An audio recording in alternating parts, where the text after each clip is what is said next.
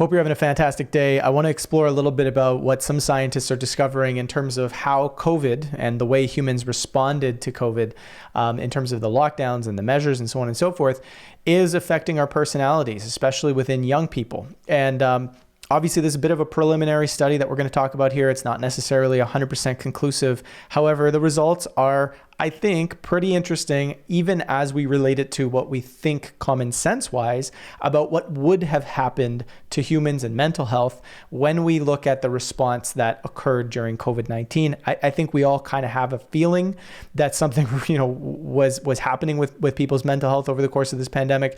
And I don't think it's shocking, the results we're about to talk about here, but I think they are really important because they play into a question that we really have to look at this moment in time, which we'll get into in a second. But basically, there was a joint research project between France and the United States that wanted to look at the 5-factor model of personality, often referred to as the Big Five, which is, of course, neuroticism, extroversion, openness, agreeableness, and conscientiousness. So they wanted to look at these personality traits and understand how did these change over the course of the pandemic. Now, what they did was they looked at about 7,000 people in the United States, and the data windows that they actually captured are very interesting. So the first data window that they had when they were looking at these 7,000 people began all the way back in 2014.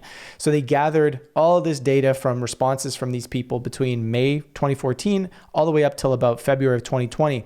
Then they created a new window that went from March 2020 to December 2020, and yet another new window between 2021 and 2022. So what they did was they looked at these personality traits in each of those windows to determine how they changed over the course of time. Now, what was interesting about this is, we're talking about people that are in between 18 to 109 years old. We're looking at men and women. It's a pretty decent representation of the actual population of the United States. So there's reasonable results that you can pull out of this.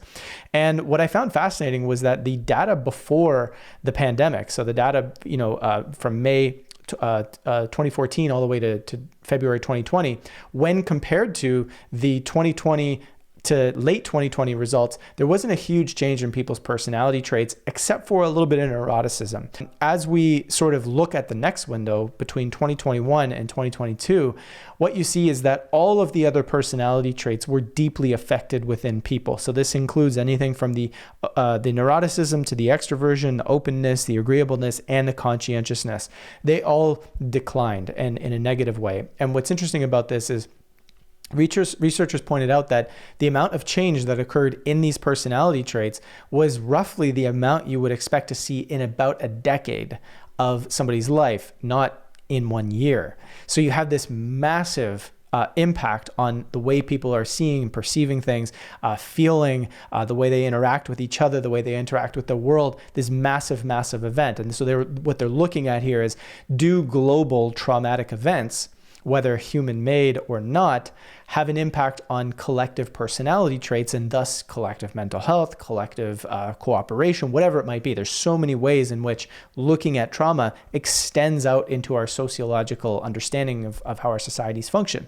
And what's interesting about this is when we're talking about something like openness, one of the traits that declined, the way they asked the people, and this stuck out to me as something that I find very interesting. The way they asked people about this question is, I see myself as someone who is curious about many different things. And then they would respond to that question.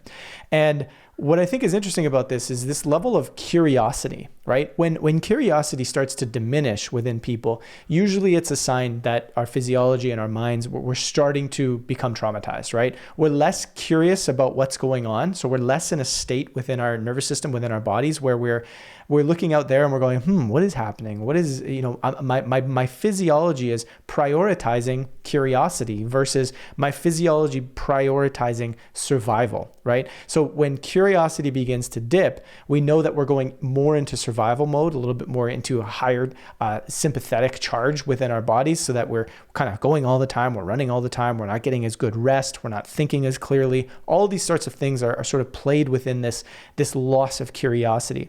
And when we lose curiosity, we tend to just go along with whatever a government or authority figure might say. We also have a really hard time communicating with people in an effective manner and synthesizing our ideas and coming to agreement agree with certain things. So there's some really fascinating links here between what we saw during the pandemic and how trauma, right, which actually affects our physiology and produces that result.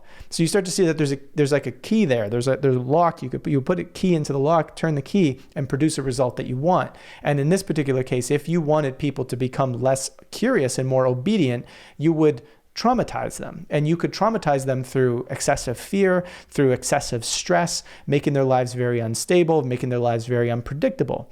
Okay, so that's interesting. Now, if you were going to do that as a government, you would think in a world where, we really do care about each other and we really want everybody to thrive, you would be damn sure that what you're dealing with is an actual crisis before you put people through that level of traumatization, right?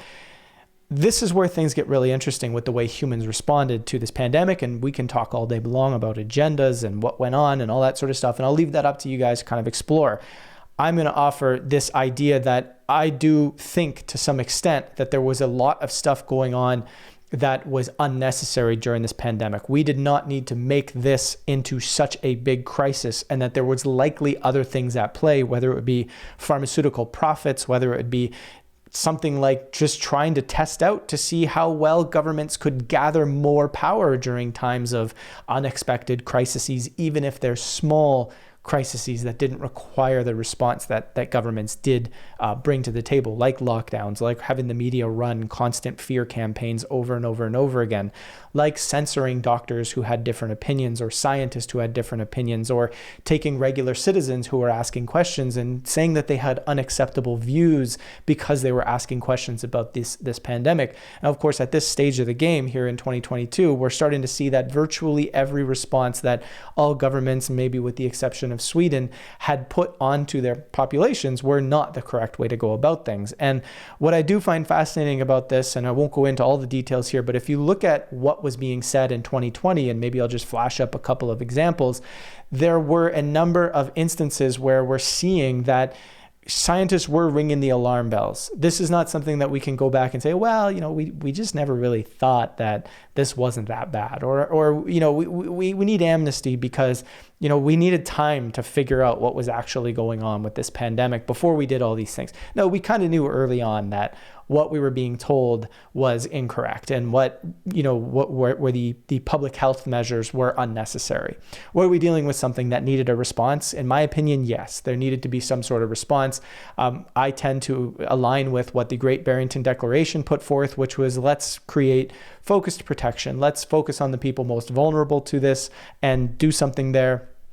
But let's take care of people's mental health. Let's not blow this up into something. We saw through the UK government, they specifically hired people to create more fear and more panic amongst the masses so that they could get them to do what they wanted. I've FOIA'd the Ontario government, and I got back from the science table a revealing email here that talks about how one of the main doctors in charge here in Ontario was actually trying to tell his colleagues, why do you keep wanting me to have more fear, more panic in my messaging?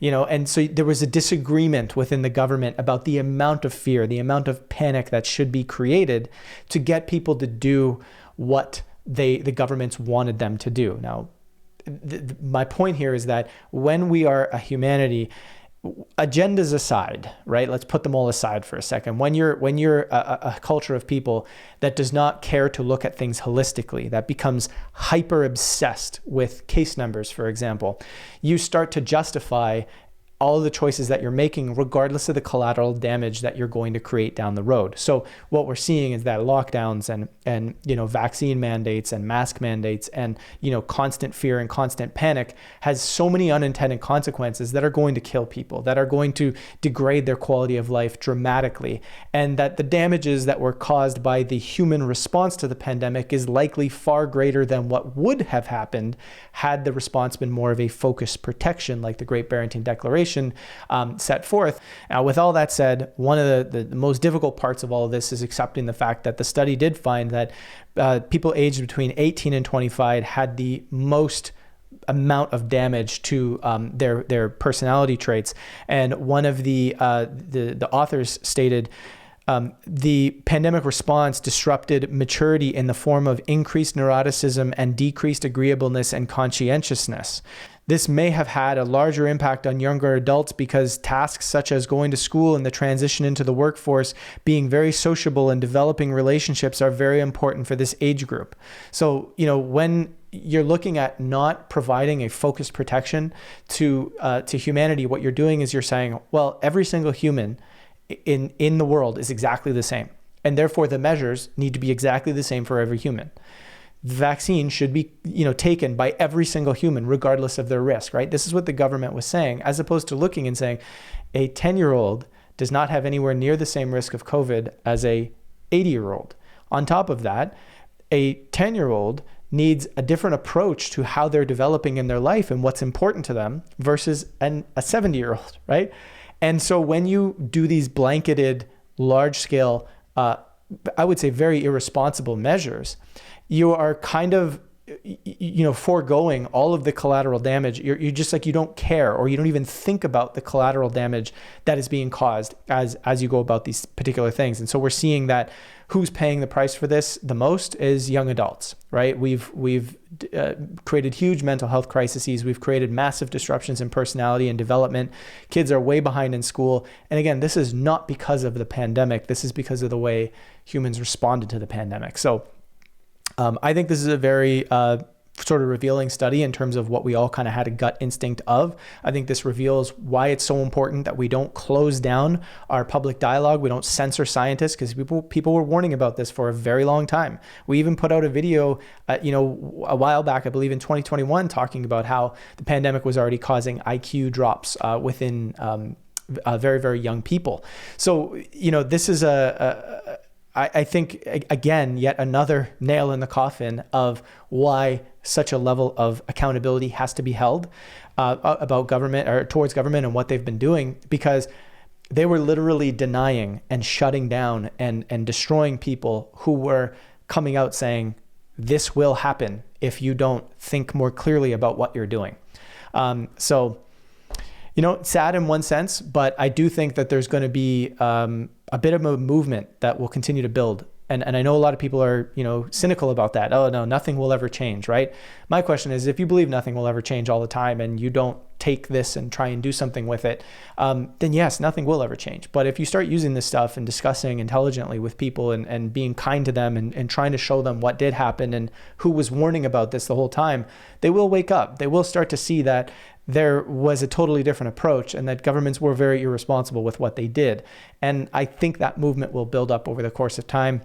I see no value in the cynicism. And if you are feeling very cynical, again, I highly encourage you to watch the episode of the podcast, Collective Evolution podcast, called The Meaning Crisis, where I talk about this and how this cynicism and how this nihilism is taking over people across the mainstream space, the alternative space, all over the place, and why it's important that we wake up from that. But that's it. That's all. Hope you enjoyed this video. Please be sure to pass it on to somebody else.